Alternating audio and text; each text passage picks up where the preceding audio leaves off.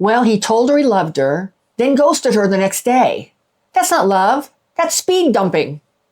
Apparently, breaking up fast is trending now because everything has to be faster, even heartbreak. Well, this is Jim, and he still thinks a situationship is just some weird IKEA couch configuration. And this is Tab. She thinks ghosting is for cowards, and speed dumping is ghosting with a Red Bull. And together, we're Unretired AF.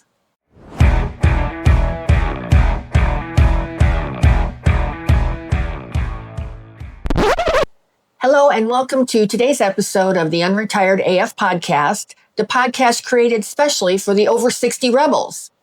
Well, today we're going to be talking about speed dumping. But before we go there, we want to give a shout out to our subscribers. Thank you so much. Thank you. If you're a new viewer, welcome. And if you're a returning viewer, thank you so much for coming back. We really appreciate it. All right. So let's start out with, what is this ridiculous term even mean anyway?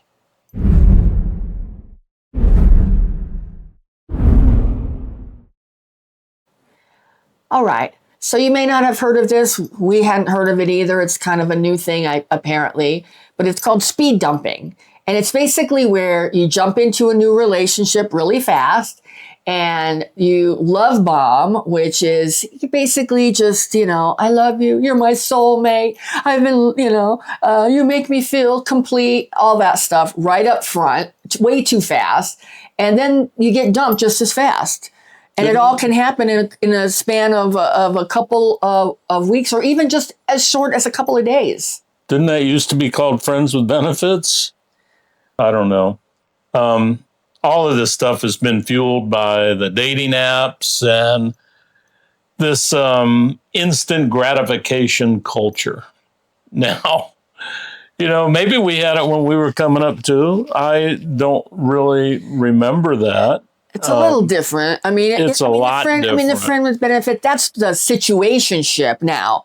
Right. That's the situationship. For those of you who haven't heard that term before, that is basically what we call friends with benefit. But this is different. Yeah. This is like, because friends with benefits usually not very emotional. This is, they go in hot with this speed dumping. Well, it's like a rapid fire romance followed by just ghosting. Right. Well, no, they don't ghost though. Well, yeah. They actually break up. They actually break up. Right. So it's like, it's so it wouldn't be ghosting. Right. Unlike applying for a job. Which I don't know which is better. If I'd rather be ghosted or speed dumped. I think I'd actually rather be speed dumped. At least, at least you're not sitting there hoping that the phone's going to ring. Right. And, I mean, for women anyway, we're not sitting there, wondering, is he going to call? Is he going to call? He's not going to call. So just move on. And what's funny is when we were preparing for this, I mean, this fits one of my friends just to a T. When the endorphins wear off, his ass is gone. Right. On to the next one. Right. You know who I'm talking about. Well, and you might think this is just a Gen Z thing. But it isn't. There's even people in their 60s who are doing this crap too.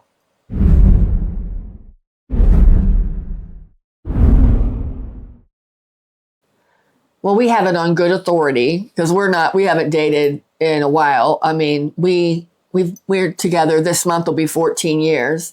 So we haven't been in the dating app world, although we did meet on a dating app. Yeah. So we're not against them at all.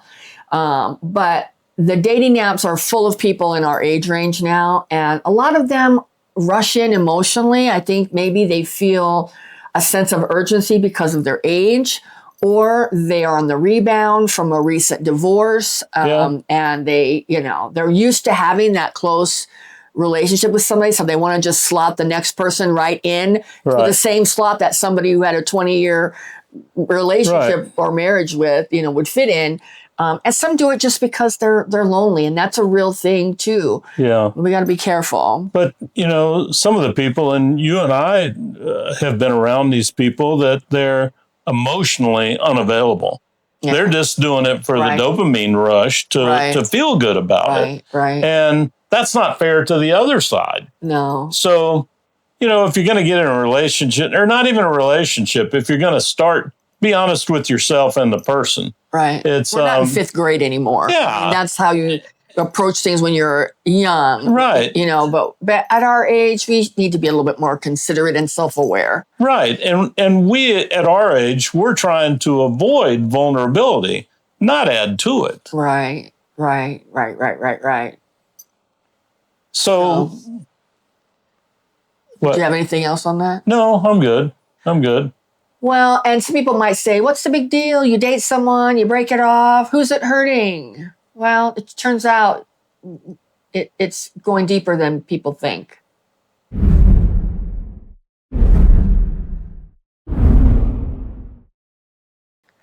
Well, as it turns out, this whole speed dumping hits a little different at our age. I mean, it can trigger old wounds that from past breakups or even from abandonment issues, and love bombing, especially for women. And I'm sure you could speak on men too. But I know for women, Thank you. that whole love bombing thing, it can activate an attachment in women where they think, that this person is serious. And then when they do the speed dumping, it just rips that apart and it leaves a hole. Yeah. It just seems like the older we get, the harder it is to recover from stuff like that. Right. It feels personal. It feels personal. Right. It confuses you. Right. But the worst part is trying to rebuild after it. You question yourself about trusting someone else. Right. Because you always look at yourself as the reason you got dumped. And a lot of times it doesn't have anything to do with you. Right. It's just them, on a conquest or whatever you want to call it. It's not always something that you've done or that you've even attempted to do. Right. So, it's kind of, to the person doing it, it's kind of like a sugar rush. To the person that's having it done, it can be feels like a sugar crash. And it can be soul crushing and wonder and make you reevaluate and look at yourself. And for some people, it's like, I'm not ever going to do this again. I'm not going out. I'm not going to make myself vulnerable.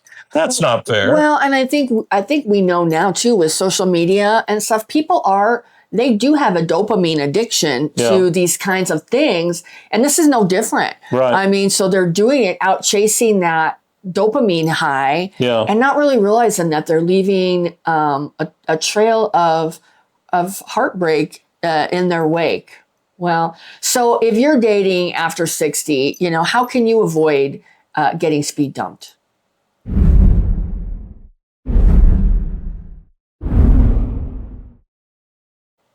I mean, I think most people in our age range already have a pretty good BS detector. But I think this issue can blindside us and make us kind of override that BS detector. So the things that we need to look for are sort of rapid declarations of love. When you first get together with this person and all of a sudden they're telling you bullshit like, you're my soulmate. I've never met anyone like you. I mean, and even if that's true, saying it so early just makes people feel uncomfortable and you can't override that. Another thing is intense communication early on. If they're texting you 27 times a day and, that's not normal for just meeting somebody, and that's not normal. And then what's even worse than that is they go from texting you 27 times a day to they're not texting you at all anymore, and they want to break it off. Yeah, that's no good. Another one is pushing intimacy early on. I mean, that can be sex. That can be, but it can be more than sex. I mean, intimacy can be they want to talk to you about your financial situation. That could be a scam alert too. You can have a couple of different red flags waving on something like that. Well, look at that guy that we know. He was like 64 and got catfished. Right. It ended up sending 40 grand to that woman in the Philippines. What a dumb ass. You know what, Pete? There's a lot of bad scams out there, and our generation was raised to trust people. Yeah. And so I think what makes him a dumbass that it happened twice. Right. I think the first time, Right. Burn me once, shame on you. Burn me Right. twice, shame on me. I think that was the situation with him in that. But, I think when they're pushing that intimacy, whether it's sexual or whether it's just wanting to talk about things that's not appropriate for that early in the relationship, trying to weasel their way into you before trust has had a chance to be built, that's a red flag for you. Sure. Also, if they don't show any genuine interest in your needs, in your values, or in your boundaries, that's a big red flag too. Because, a lot of times these people are not really listening to you because they're not really looking for long term, and they know it, and they know it. And, I encourage you on any kind of relationship, actually meet them before you make any commitments. Right. Now, it's easy. We'll do a whole nother episode on catfishing. Yeah. It's easy for somebody to tell you that they love you and, all that you think is all about them. Right. But then, when things like that are happening and it feels like a fairy tale after week, stop it. Yeah. Slow it down, pump the brakes, bring it to a screeching halt. Right. Your connection should feel steady. Yeah. None of this, hell, we're all old enough. None of it needs to be a sprint at all. You need to take your time. And if you're going to be in a relationship, develop it. Develop it slowly. Make sure you're getting into what you think you are. Ask the hard questions. Right. Allow them to ask you hard questions. If they don't and you don't, shame on you. So it's just walk away from a love bomb. Just do it. Yeah. I just don't know much good that can come out of it.